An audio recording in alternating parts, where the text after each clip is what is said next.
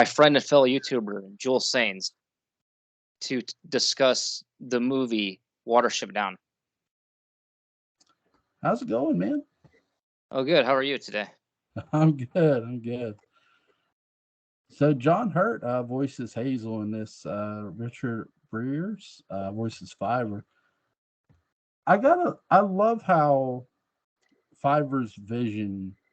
Fiverr predicts the doom of his previous where they were staying. The field was blood red and stuff. I love this movie's made in the 70s and the animation effects are really well done.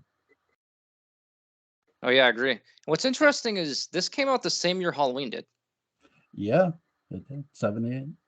Yeah, and actually, for those that don't know, yes, this movie turned 45 this year, Yeah. which is the same as Halloween, of course, because, like I said, it came out the same year. John Hurt's gonna go on to do Alien. Yeah. uh, his character gets killed in that too. Oh, yeah, it's true. He actually, I don't know if you know this, but John Hurt actually played Woundwort in the TV series of Watership Down as well. No, I didn't know that. That's cool though. Oh, yeah, I agree. For those that don't know what I'm talking about, yeah, they made a series in 1999, not to be confused with the miniseries from 2018. Yeah. Well, I guess they're both shows in a way, but you know what I mean? Like one had 3 seasons, the other had 4 episodes. Do you do you think with the title it could get confusing for some fans? Yeah, I could see that being an issue. Yeah. But they are based on the book, they're all based on the book, of the same name. Cool. I know the movie was. This is really good. I mean, Oh, yeah, I agree. from an animation standpoint, most anime you watch, like or that we've seen, can be very dark, but it has a sense of it's telling you a story and sending a message at the same time. Yeah, it's true. And you have this. I love how that people doubt Fiverr because they or not people, but the rabbits around Fiverr doubt him at first because that's the beautiful thing about storytelling is you can't just have somebody saying, "Oh yes, you're right, you're correct." You have to have like these doubting, what they call doubting Thomases, and some of the rabbits in his own thing are doubting him, and then Bigwig, who's listening to sort of what he's saying, who's catching what he's saying and talking to Hazel, Hazel who asked to see the chief, and Bigwig's listening to the conversation between them is really interesting. And he's sort of deciding for himself, okay, he could be correct. I do think to a degree Bigwig perhaps not saw the vision because I think Fiverr's the only one who had it. But I think maybe Bigwig saw other signs of human beings around and he just didn't think much of it until what Fiverr had said. Do you think that's possible? Yeah, I think that's possible. Yeah. It's who's your favorite character? That's actually a little complicated because I'd say either Hazel or Bigwig, but Fiverr's pretty cool too. Yeah. Who's your favorite character? Bigwig. I just enjoy the character's heroics. I do think that Fiverr is a really interesting character because here's a character who gets put on to them these visions, whether you want to call them by his god or God themselves, God himself. He gets put these visions and shit, and he has these feelings about other animals, especially about the rabbits, the evil rabbits when they meet them, and he's very.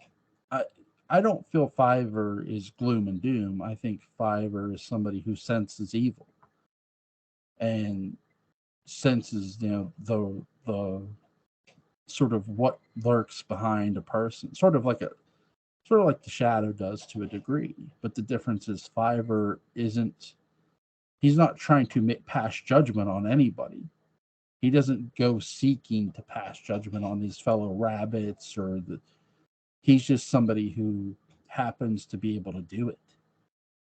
And he doesn't, boast his own opinions. He doesn't like be cocky about it, which I love, because you don't want a protagonist overbearing. But I'll tell you a character who I'm with you on Hazel. John Hurt as Hazel is really interesting in this. And I love that they cast John Hurt because he made you could tell John Hurt was having fun with this role too, with this voiceover. Because there's sorry, but you could tell he was having fun. There's that scene where he doesn't wake Hazel doesn't wake Fiverr up, who I believe is his brother. Yeah, you're right. And he doesn't wake his brother up. This other rabbit gets up with him, and they're going over to the farm to talk to the female rabbits. He doesn't wake Fiverr up to do it. He gets this other rabbit up to do it. And it's just like, you can tell John Hurt's character, he's like, oh, just come with me. Oh, well, is there danger? Oh, of course there's no danger. We'll be fine. Like, they're sneaking past a dog. Yeah. That's one of my favorite parts, because it's like you could tell John Hurt was just like having a good time doing the voiceover. It's like, you son of a bitch.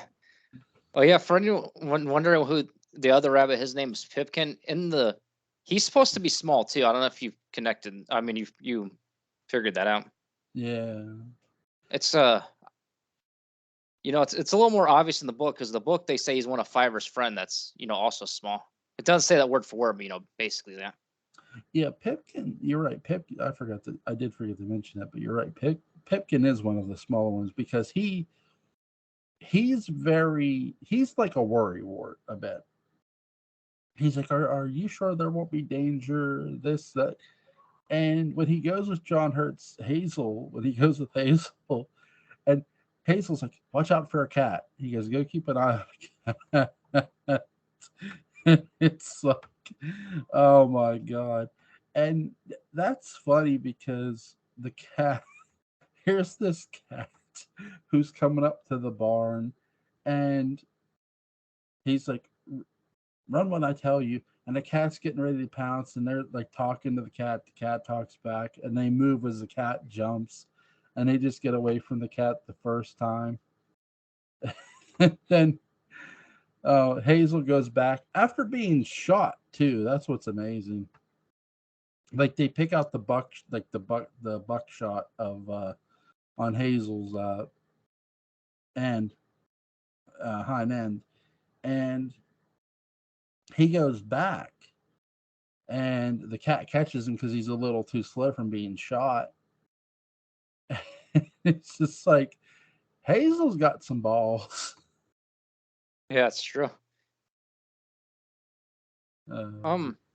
You said you first watched this when you were 11 or 12? Yeah. For those wondering, we talked a little before the recording.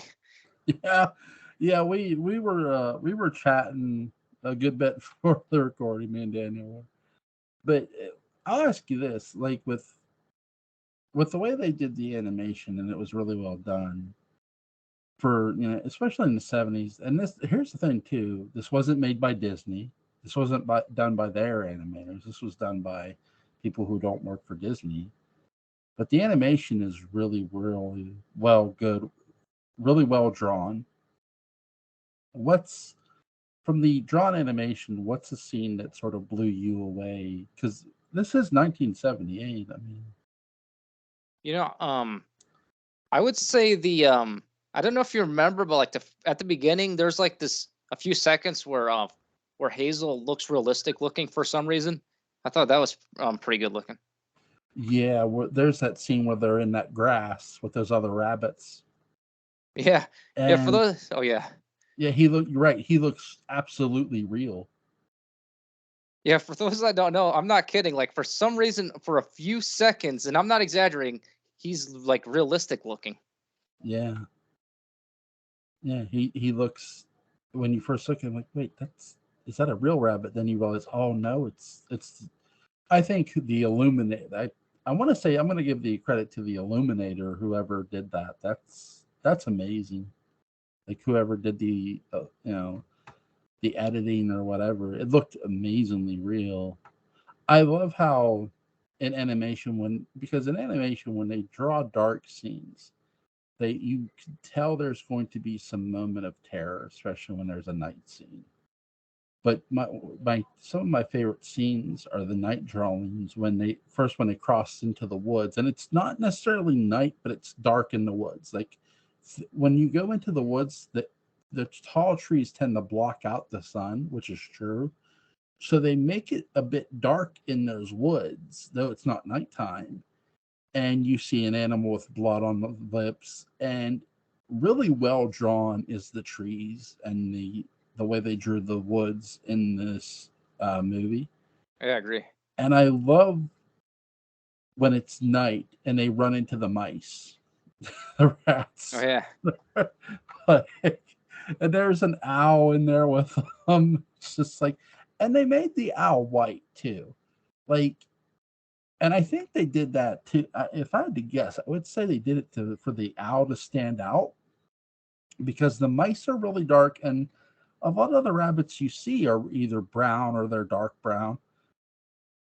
I think Fiverr is like the lightest one. I could be wrong, but I think silver's the last one actually. yeah, you're right. But they they do a really good job of making the characters stand out. The owl being the owl being the color, and he's very bright in the dark. So it's easy to make that character stand out, but it looks so good. And I love how they did the evil rabbits too for the story, Oh yeah, because we all hear in storytelling there, for every yin there's a yang, right? And that's true. you think, well, the main predators here are going to be like, badger or dog or cat. No, we're not just running into, two domestic animals who can be domestic. We're running into other animals like skunks or birds. A bird literally takes one of the rabbits off the ground, which is amazing how they drew that. Um, and then you get the dog later. Well, the dog later on starts ripping the bad rabbits apart, but the bad rabbits and how they're drawn are really telling to their sort of nature and how they're going to be. And even their chief, who I get the sense that he's been through some of the roughest times a rabbit could have had. That's yeah, that's true. He has seen the worst of the worst, and he took that worst of the worst and became a very evil character. What did you Yeah, think of him? yeah, I agree. Like he was pretty brutal too. Um, I'd say he was a pretty good villain.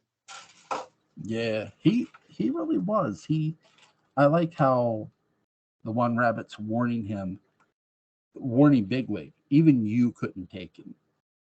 But Bigwig, this is why I love Bigwig the most, because he takes a stand against him. At first, he sort of goes in as a spy to like get the female rabbits out and the rabbits who want out. But he makes a stand against it, even though Bigwig knows he can't win. Like, he knows, but he's not going to quit. He's not going to back down from this other rabbit. Oh yeah, that's true. Also with Moonwort, which who's the villain, in case you don't know. I don't know if you know this, but in the movie actually leaves out an origin, because he has an origin, but they kind of leave that out in the movie, probably to save time. But believe it or not, Woundwort was actually a pet rabbit. But see, when he was, you know, a pet, there was his owner's cat would actually torment him and eventually he actually maimed the cat and escaped. Wow. Yeah, General Woundwort is voiced by Harry Andrews in the movie. Yeah, that's actually one thing that's kind of funny because I saw people complain about the miniseries having more of an origin, but because they said they made him more sympathetic, but he already had an origin in the book. Wow. But it's actually even worse. Oh yeah, I forgot to mention part of it. Like, one of his parents was killed by a hunter, and then the other was killed by a weasel, and then he got rescued by a human. See, this is how they should have did Bambi, Disney. Oh yeah, yeah, definitely. Like seriously, because Bambi just makes man the enemy, right? Oh, yeah, Well, Watership Down takes that and turns it up to like 112 degrees and does it right. that's Like, true. to me, man hunting a deer isn't really villainous, but the way they do the men in Watership Down and how they fill in the rabbits' tunnels and they dump in the fumes and stuff to suffocate them it gets it across that, hey, men are not animals' friends. That's true. What's even weirder is apparently it wasn't supposed to have a message. It was just supposed to be a story about rabbits, but it's like, I don't know, it seems like it does. No, it definitely has a message. I mean, for sure. Well, I mean, I think it says, apparently that's what Richard Adams said. Oh, wow, really? But I don't know though, but I know a lot of people are trying to make other connections too. Like people say like it's a metaphor for World War II. It's a metaphor. I don't buy that, because there are metaphors you can make for World War II that are a lot simpler than this movie. You know what I That's mean? true. And actually, oh yeah, go ahead. No, go ahead. One comment I saw was actually pretty funny. Like it said that this person claimed they interpret it as a metaphor for the British people coming to America, and then in the same comment they said Ephrafa is a metaphor for the Nazis. I don't buy that. I just think the rabbits, like the bad rabbits that we see, and are just that. Like they're rabbits that are bad. I think people are reaching for the World War II. Now, Yeah, that's true. people are going to put out the barbed wire, and stuff, in the countryside and shit. Here's the thing: if you go in the countryside near farms, you'll see the farms are fenced, and there'll be wire. Some of the wire is barbed, and some of the wire isn't. But usually that means it's electrical wire. That's true. Now, the reason I think that it might actually have a message is, see the writer Richard Adams, the author of the book, he was the president of the RSPCA for a year, which is kind of strange, but yeah, he was literally president of an animal rights organization. And let's be honest, the plague dogs kind of has a message like that too. Yeah. Or at least it seems that maybe that doesn't either, but it's like, I don't know, it's talking about humans experimenting on animals. Yeah. But yeah, the part about, I hate to admit this, but when I first watched Watership Down, the part where they got buried alive and poisoned actually bothered me. And I know that sounds weird because I actually didn't see it as a child, for those that don't know. I saw it earlier this year. Like I was 31 when I saw it. Yeah. Well, I think by the time the difference is by the time it's human behavior in movies is always betrayed a certain way, right? Oh yeah. For the most part. But when you the movies we've watched over the years, whether you've watched a slasher, you're used to seeing a serial killer. But when you watch something that solely focuses on the behavior of not just necessarily man, but humans in general, it gets disturbing because it's like, well, there are people out there like this. You have humans, not just gassing the rabbits, they're filling in the holes so where they can't escape. And then they gas them, and it's like, it's so cruel.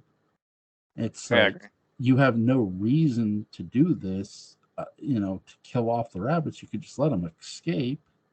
They're not a danger to you. A rabbit's not going to come up and bite you. That's true. um, it's just, the thought of it is dark, because you're getting into not just man behavior, you're getting into what some human behavior is. Oh yeah, that's true. And And I hope. Okay. that is, when you saw that, it is disturbing, because when we look at the world around us, we see that there are people who behave very cruelly. No, that's true. Oh, and if you don't mind me mentioning the book, I know I keep mentioning the book, and I know we're talking about the movie, but yeah, No. in the book, it's even worse. In the book, like when there were some that did escape and they were shot by, there was actually a kid there too, and I'll get back to him. But one of them, after being shot, was then hit by one of the men, and the kid actually put some of their bodies on a stick. Oh, wow. Yeah. Oh yeah. I probably should have put a warning before I said that, but. No, see, I've never read the book, but I've seen the movie. So, Oh yeah.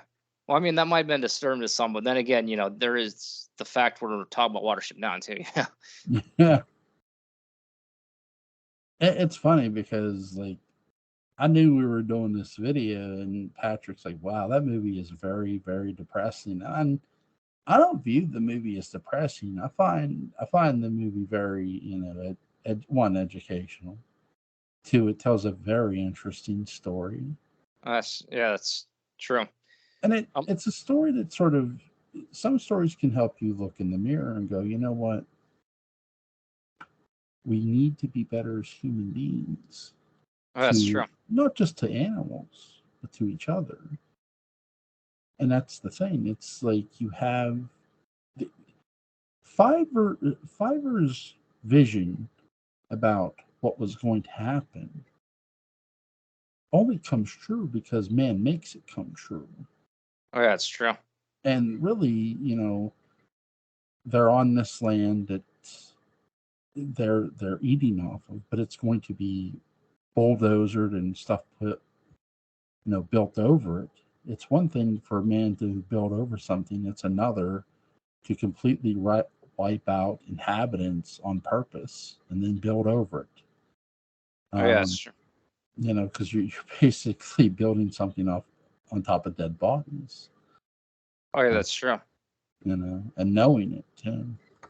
What makes this more depressing is this might become a reality soon because, and I think you saw my post about it, but yeah, they actually proved building onto the real Sandalford. Because I don't know if you know, these are real places. Oh, wow. And it's like, and it was supposed to protect the land. And apparently, Richard Adams himself spoke against them building onto it, which I found this very interesting because he passed away in 2016. So that means they were planning this for a while. Yeah. It's just pretty depressing because, yeah, like, because you think watching this movie maybe told them not to do that. But, you know, Yeah, that's the thing too. There are writers and animators even that, speak out against, new developments of, building a condominium, and, when you don't need to build a new condominium. You've got all this other buildings that are sitting abandoned that aren't used. oh, yeah, that's true. It's like here in the city. Okay, well, in the city, there's a difference between living in the mountains and living in the city. Okay, well, living in the mountains, there's all this land. Okay, well, living in the city, you see abandoned building.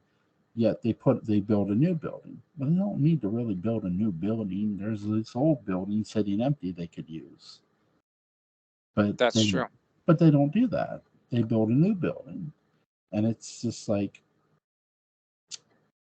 you're sort of taking up space when you don't need to at times with certain aspects of it. And that's sort of Watership down too, that do you really need to build, whatever you were going to build in that, near that in that open land, whether it was a golf course or whatever it was? Did you really need to build? No, you probably didn't.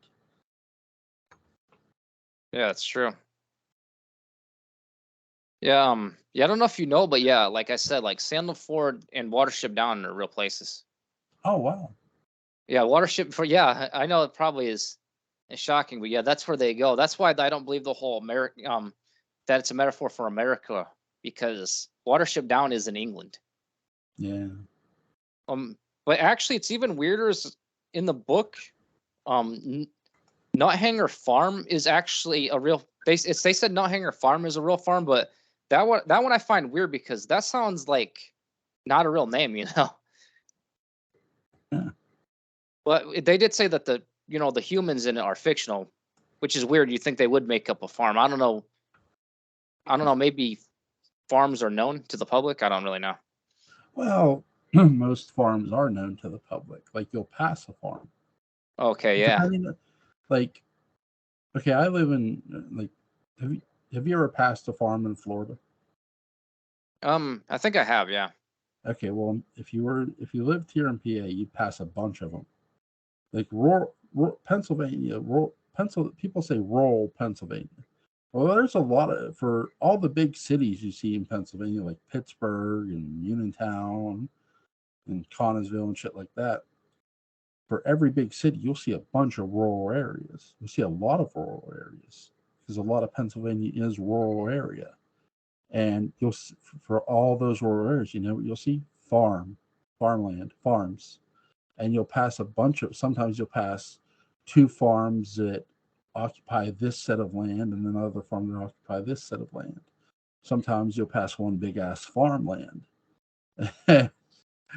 It's like every time me and my wife go over to somewhere, we pass a llama farm. Literally, that's what's on the farm. It's llamas. Oh, So I mean, farm publicly, most people know about farms. How I used to when I was a kid, I was I used to go up and work on a farm and help stack hay. So, oh yeah, yeah. That I could see that. so farms are pretty commonly known amongst Americans and people in general. I mean, it all depends on what's produced on the farm too. Some people have specific farms, like there are horse farms, there are cow and chicken farms, there are goat farms, llama farms. there, there are farms that though they have animals, they have cows, chickens, pigs, and occasionally you'll see farms that have big ass cornfields, rows and rows and rows of cornfields. Well, it's because their main business is selling corn, not necessarily selling the eggs their chickens lay, or selling the cows that they kill off or whatever for cow meat, but selling corn. So Oh yeah. Um, it's just kind of weird that they use a real farm, but I guess it kind of goes with the theme of using real places. yeah, Um, but that's what's interesting. Like I said, like Miss. I know it sounds weird, but the guy who shot almost said Fiverr. I meant Hazel. His name is just Mr. Kane, yeah, but he does have a daughter. I don't know if you've actually caught this, but yeah, it was actually supposed to be his daughter that saves Hazel at the end, but it's kind of weird. I know many people might not agree with me with this, but to me it sounded like a grown woman, but it's supposed to be a little girl. yeah. It did sound like a grown woman, if not a grown woman, at least a teenager. I mean, it wasn't no little kid, is what I'll say. Oh yeah, it's understandable. Well, I mean, oh, Though that could have, I sort of wonder if the voice actress they had, maybe they didn't tell her the age of the character. oh yeah, that could be. I know. That's what's interesting because I know like she's not shown, but she is mentioned. Like the hutch rabbits. One of them mentioned like that she lets them out in the yard. Yeah, I know it's probably something like a lot of people might not catch. yeah. They don't let them they let them out in the yard, but they keep an eye on him too. I think that with the little girl, like, again, because that's the shocking thing too, like them not telling, like, it just being them saying it's a little girl. Well, it doesn't sound like one, you know. I'll tell you now, the person voicing the cat is a woman. Um, Oh and it's yeah, a grown woman too. That you could tell.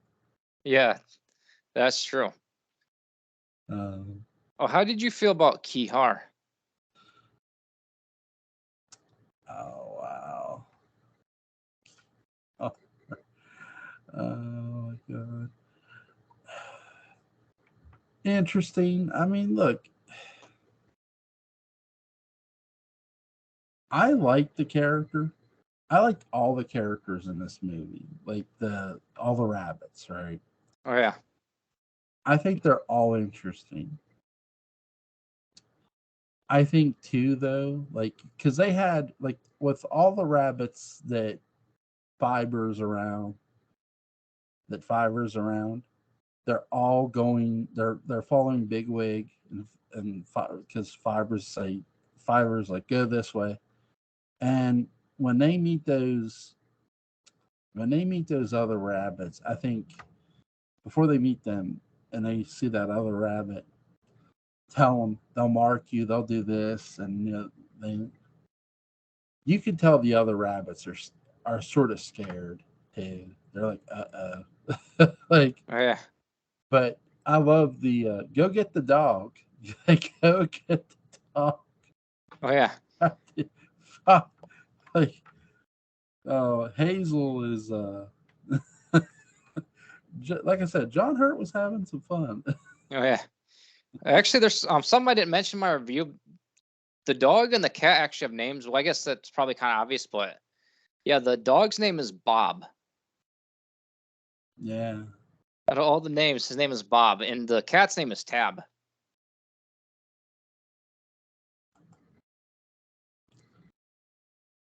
Yeah, they. I like how the cat is like going near the barn as Hazel's in it. Oh, yeah. Oh my god! What's your favorite scene in this? Your other favorite scene? Um, that's actually a good question. You know, it's a pretty good movie. Yeah, it is. Um, I would go with either, like when Fiverr has the vision, 'cause that scene is, you know, pretty good, Yeah, or the one, or the last scene, because that was pretty cool how like Hazel's spirit looked like a sketch. yeah, yeah. What's your favorite scene? I might ask you. I'm sorry. No, it just there's a lot. You're right. I really like. I enjoy. I have a couple. I love the scene with, like I said, where Hazel and the other rabbit are going to the barn and they're talking to the female rabbits, and the cat misses Hazel. But I'm with you on that vision. Hey, Fiverr's vision is so well drawn with his vision, the way he starts talking about it. But I really love the first appearance of Bigwig. Just the way that's done, because you could tell the characters you first meet, you can tell they're going to be of importance, and Bigwig as well. I think that's so well done, and I want to say it was a geese or a duck or something that picked the bullets out of oh that Hazel. oh that was actually Kihara. He's supposed to be a seagull. Yeah, see, yeah, he picks the bullets out of Hazel. Oh yeah, Like, and he's like, "Where's your eggs? Where's your female rabbits?" yeah, Like he's like 20 questions about where their mates are. It's like you only want to know what you want to eat the eggs, or no, not the egg. You want to pick on their youngins. What are you doing, seagull? yeah, But I love I love again another scene I love too is how they drew. Number one, when they crossed the water, how they drew the water. oh yeah, It's they're pushing stuff across the water, Bigwig, and that really well done. And I love how they drew like when they were inside something, whether it was the barn or whether it was inside the tunnel, the other rabbit tunnels. There were really great drawn animation in this movie. Oh, yeah, I agree.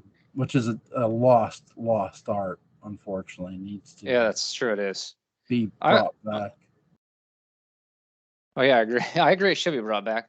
Another part I thought was powerful kind of goes with what we were talking about earlier. Like, after Holly revealed what happened, when you know, Blackberry said men have always hated us, and Holly said no, we were just in their way, and then Fiverr says they won't rest until they've spoiled the earth. Yeah.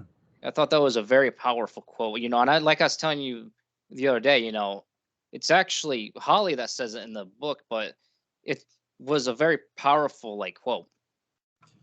Yeah.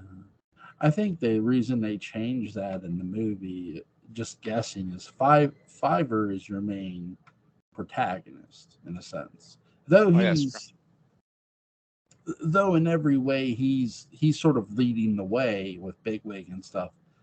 And Hazel and Bigwig are your action heroes in this movie, if that makes sense. Like they're the daring ones who will get their paws dirty, so to speak. And oh yeah, that's true.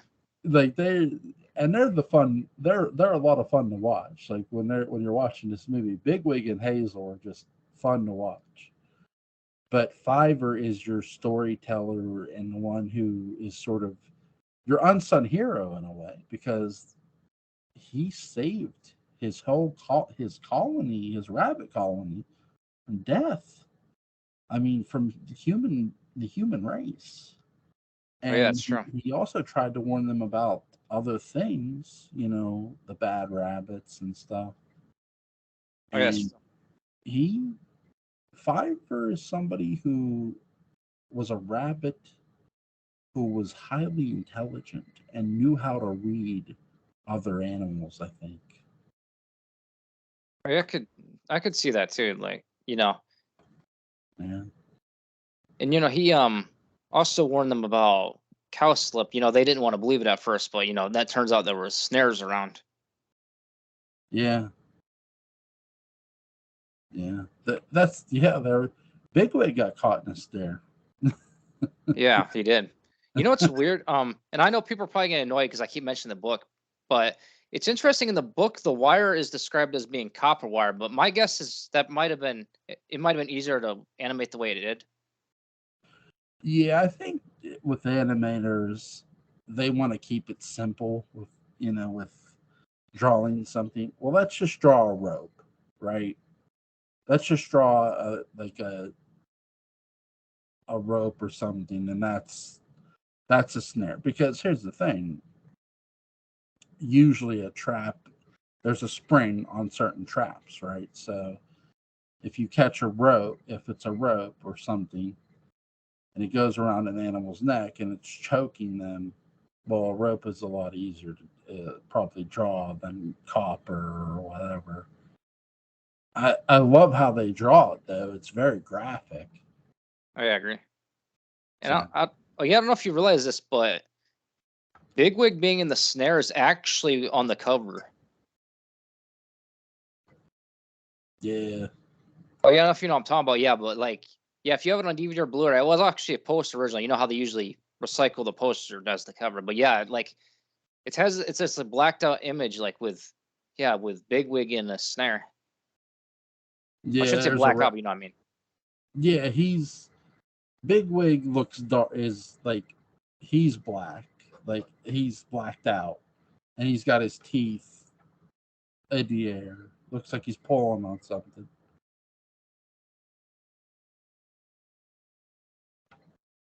And did you ever notice there's something next to him too? Yeah, This is something I didn't realize until okay. Yeah, it looks like there is. Yeah, it's actually interesting because I didn't notice that until recently, but I would guess that's a dead body. Probably another rabbit. I'm sort of wondering if in the book because I haven't read the book, is if someone else gets caught in the snare and dies. Oh, actually, that spoilers for those that haven't read the book. Actually, there's another rabbit that's from the cowslip born named Strawberry, and yeah, it's implied that his girlfriend was killed by one. Yeah. But it's kind of hard to explain because he's not in the movies, so I don't know. Yeah. But then again, it could be also assumed that they're not the only two that have been caught in them either. Yeah, there's that too. Which is because, okay. Yeah, sorry, the rabbits know what a snare is. I mean, they call it out right away when Bigwig's caught in one. Oh, that's true. And that's where the violence starts kind of happening. His like blood starts coming out of his mouth. Yeah.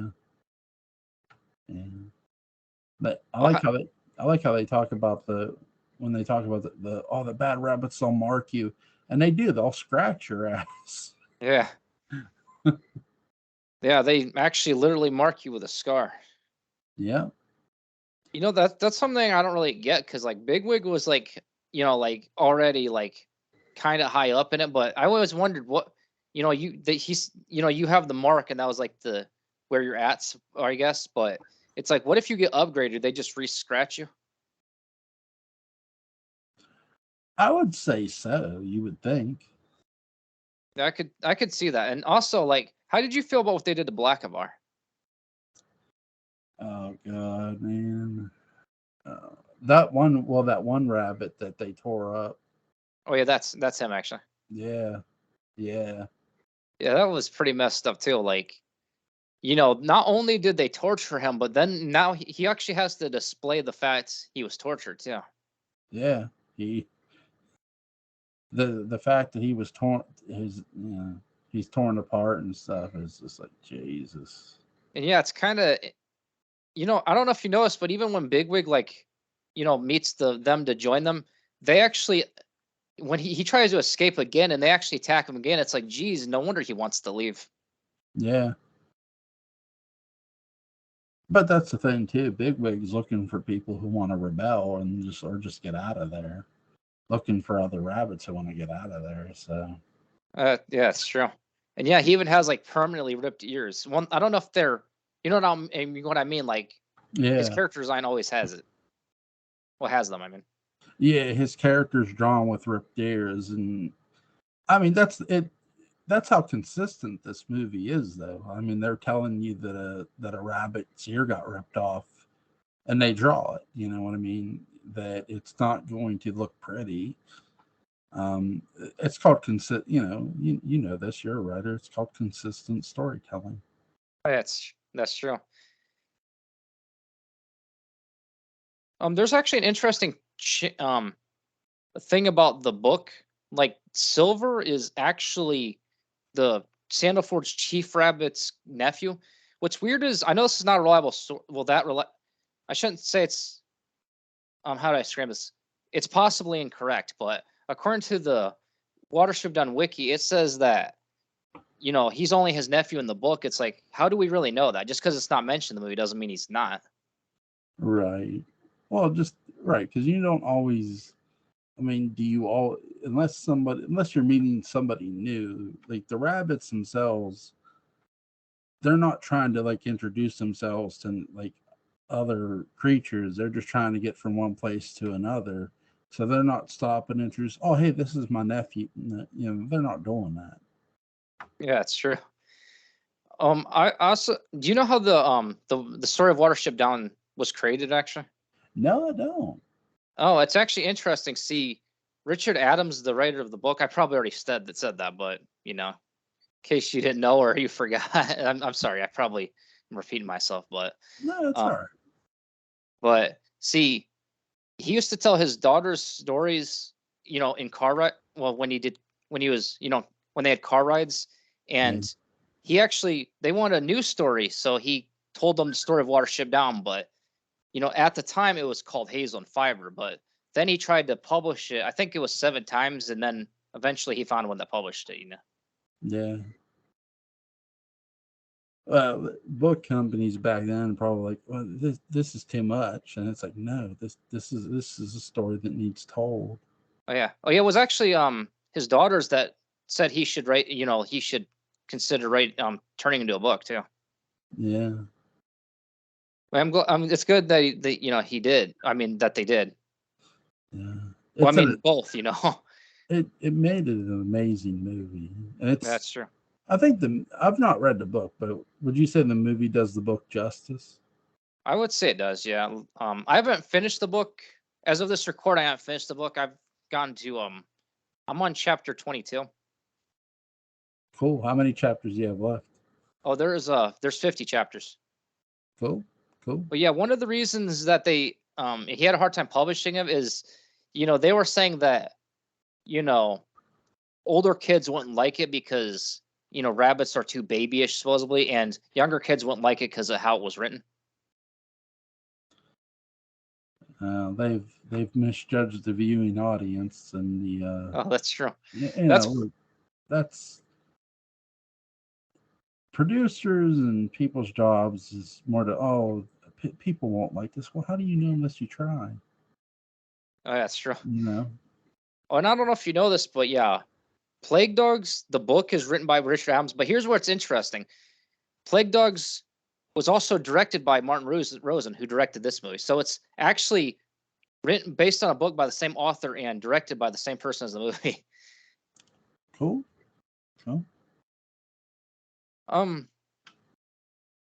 Speaking of which, did you hear about the I think I may have told you about it, but did you hear about Martin Rosen claiming he falsely claimed he owned the book? I don't remember the whole situation. I did not. No. Oh yeah, I think that's why the 4K got canceled, because the 4K got canceled, but they won't tell anyone why. No, it says he's executive producer on the 2018. Miniseries. Yeah, he was you're actually right. He was the executive producer of that too. Oh wow. I think he executive produced the other series as well. Yeah, he did. I clicked on his name to see, because I know for the movie, I knew he directed it, but it also has. Here's what it has: obviously Richard Adams wrote the novel, but it has Martin Rose written by, which I don't know how much of the movie Martin Rose actually wrote, or but because, like you said, the movie page does the book justice. I'd like to think they took most of Adams' material. Yeah, yeah, I think so. That's what's kind of weird about it, because it says on the logo at the beginning, Richard Adams is Watership Down, but he actually wrote the book, not. Yeah, I know, right. Richard Adams wrote the novel, but on the movie, Martin Rosen, who's the director, got writing credits. It says written by novel Richard Adams, but the writing credits for the movie list Richard Adams 1, Martin Rose 2nd, and another guy, it says uncredited, John Hubley.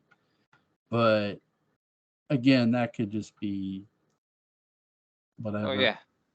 But yeah, Richard Adams, you could tell he had a lot of passion. So. Oh yeah. Yeah, he did write this movie. I will give Martin Rosen credit. He did write this movie, but yeah, he tried to, like I said, he tried to claim he owned the book, and I guess this was going on for a while, because apparently, Richard Adams didn't have a lot of money before he passed away, which is kind of strange. Most writers don't. Yeah, I could see that. The guy who created Green Lantern, he kept making Green Lantern whatever until he committed suicide because DC forgot to pay him. Oh, that's not good. He was broke. God.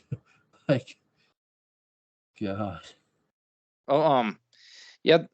Oh yeah. Also, you probably guessed this, but yeah, Richard Adams' daughters actually sued Martin Rosen. I would have too. Yeah. Yeah, it's understandable. And what's actually worse is, Richard Adams thought that Rosen was his friend, which makes it even more depressing. Yeah. But yeah, I don't know if you know, there was going to be a 4K, and it really sucks too, because I was gonna buy it on 4K if it came out. Like I was thinking about buying on 4K, but that's like they never released one. But then it got canceled. They'll probably release one when a deal gets settled that the Adams estate or family get a good portion of the, get a percentage.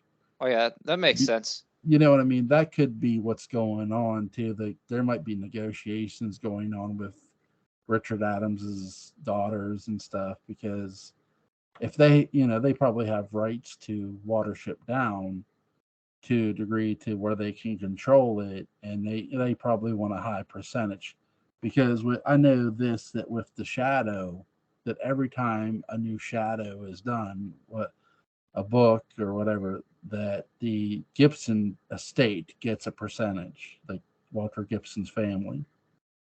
Oh, that's pretty cool. Because Walter Gibson's been dead for a long time, but so. Oh yeah. But that's what's weird, because when it got canceled, they just said that it's circumstances out of their control. Yeah, and it probably is. So. Oh yeah. Oh yeah. You were mentioning earlier, this wasn't animated by Disney, and that's true. Actually, it's interesting. As I saw a TikTok that said like something about disturbing Disney movies, and that's not a Disney movie. Disney wishes they made Watership Down. Well, they wish they made it. I'm sure the rest of us are glad they didn't. I'll say this. I don't think Walt Disney would have made Watership Down, simply because Walt himself was more about kid-friendly stuff. Like, that's true. You know what I mean? I think Walt would have watched this movie and enjoyed it, because Walt was a fan of animation in general. But would he have signed this movie? No, I don't think he would have. Yeah. He'd have watched it, but he wouldn't have signed this movie to his company. I do think it's one of the. There are a lot of great non-Disney movies, and this is one of them. I give this a 10. I mean, hands down, it's a great movie. Yeah, I agree. It is a great movie. Yeah, I mean, it's really, really great. I have nothing to add, man. I mean, it's a hell for people who have not seen this movie, go watch it. Yeah, I agree.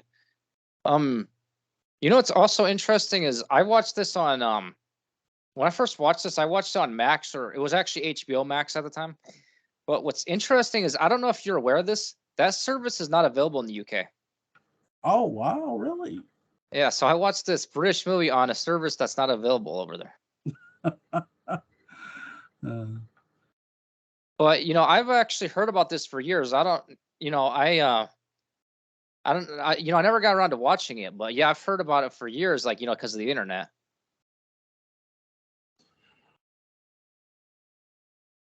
I got to watch it on TV. Then I got into the other heavier animation stuff. Oh yeah.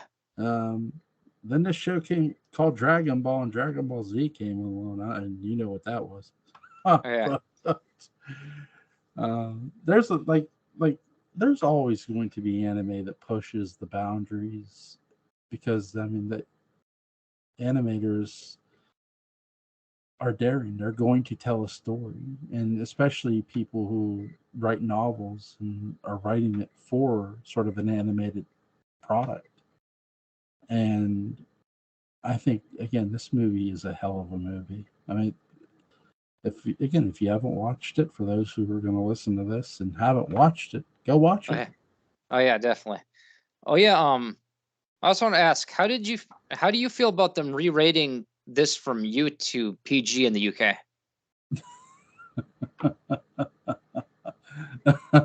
Parental guide. So it went from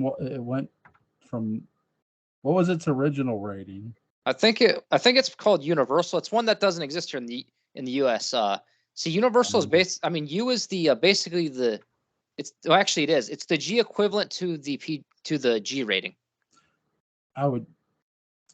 Again, this doesn't have nudity because it's a cartoon, but I would give this a PG-13 rating. I wouldn't rate it R. Oh yeah, okay. You know what I mean? It's not that because it doesn't have like a ton of swear words. You know what I mean? Oh yeah, that's true. An R rating is more attached for like extreme nudity or like a bunch of swear words. So I would more give this a PG-13 rating than anything. Yeah, that's what I'd rate it too. Like I haven't, as you probably know, I actually said that in my review, and I said the same thing too. That R would be kind of overkill. Yeah, it would, because it's not. Now, if this were live action and they wanted to get away with a whole hell of a lot more, then yeah, it probably would need an R rating. Oh yeah. But yeah, the 78 movie only needs a PG-13 rating. And look, I'm speaking as a dad, and I have two kids. This movie is not that where it needs an R rating. If you attached an R rating to this movie, you're overthinking it. That's true. But what's interesting is people actually complained about it being re-rated PG in the UK. It's like, I swear, people will complain about anything. They will. They will. And in case you don't know, it's actually already PG here. See, they're gonna re-rate it again. You know this. Like they're going to, like. I think I'll tell you that what though too. Like if the American system, see, here's the thing. As Americans, we're so used to violence, right? So they probably think, oh, they're used to this PG. Yeah. It's like it's just America. PG. They've seen work. They've seen so much worse on film. They've seen things on film, like Hannibal Holocaust. The Faces of Death movies. If you've watched those and you've survived those, you can survive this movie. Oh yeah, that I could see them thinking that. It's like it's no big deal. It's just a bunch of fine Americans who have seen violent movies. I mean, look, RoboCop.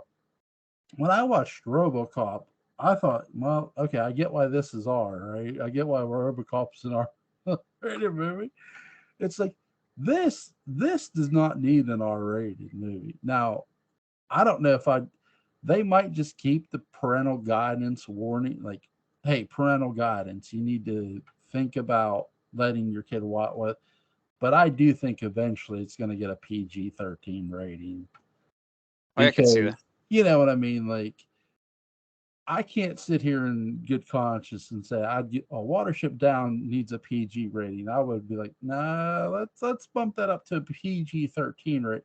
And here's the thing: there are going to be people like, well, does it have a nude scene? No, it's a cartoon, and that's probably why. To all kidding aside, that's probably why the people who rate the movie in America probably aren't going to give it a PG-13. Well, it has no nudity. It has nothing nowhere near nudity. It has maybe some sexual innuendo, but that's not really a big deal. And it's not. In all seriousness, that's not a big deal in a movie, because there's a lot of movies that have that and are rated G. That's true. Some of the old 30s and 40s movies have men and women flirting with each other, and they're basically talking. They may not be saying sex, but they are hinting at that, and it's still rated G, or or PG.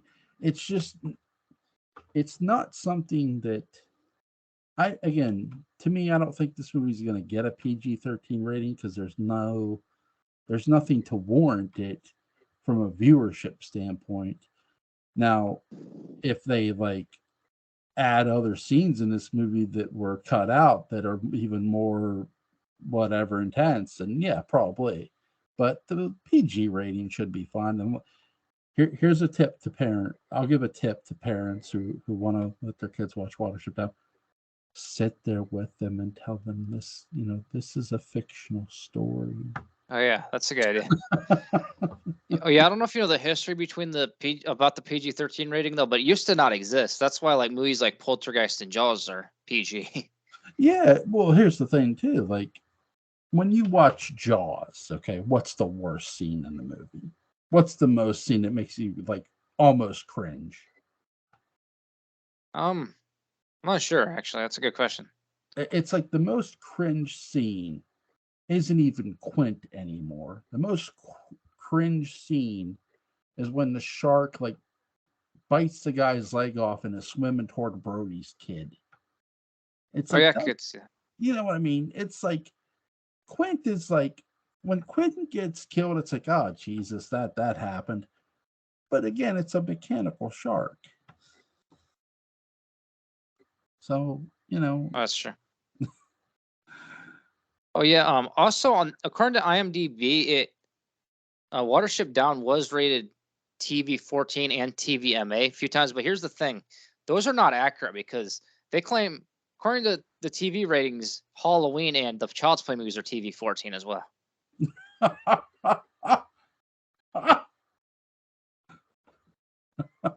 You know what's weird though? It never says what channel they were on when they had those ratings though, which I guess is not that important.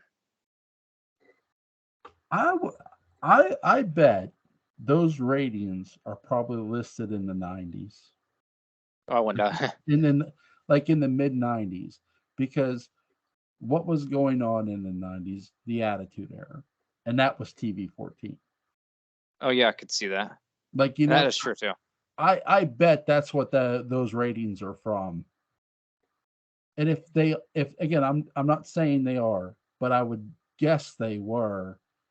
And I get that's probably why Watership Down gets a TV-14.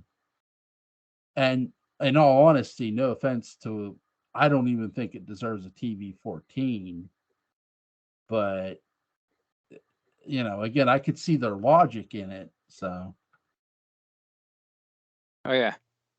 That's what's also kind of, a problem when this first came out because like people, like it was rated U. Like I said, it's the British equivalent to the G rating. So people were thinking this was like this nice bunny movie, and then it turned out to be what it is. Yeah, I mean, that's the thing though, too. Rating, when somebody rates something, the initial rating you got back then, again, this movie's made in 78. PG-13 doesn't exist yet. So you had, if you weren't, it was either G, PG, or R. Okay, that was the three ratings. PG-13 doesn't come into existence until Temple of Doom. Oh yeah, that's true. So PG-13 isn't an option for this movie at its time. Now, if somebody just slapped a G rating on this saying they need help, Well, that's where it's kind of interesting because, like I said, originally it kind of was rated G.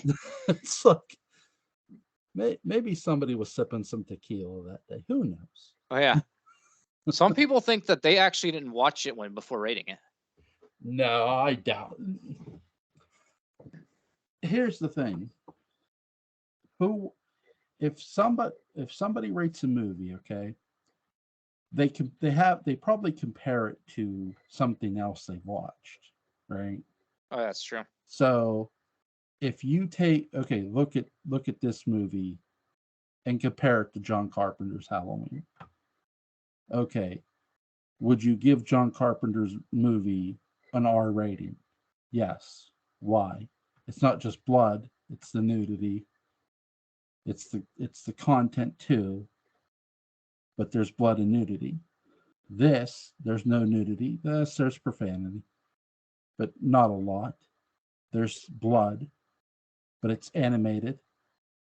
So I could see the person's logic in comparing it to Halloween and using that measuring stick and go, this movie's just not bad enough to give a PG rating or an R rating. And that's the options I have. And then there's a G rating.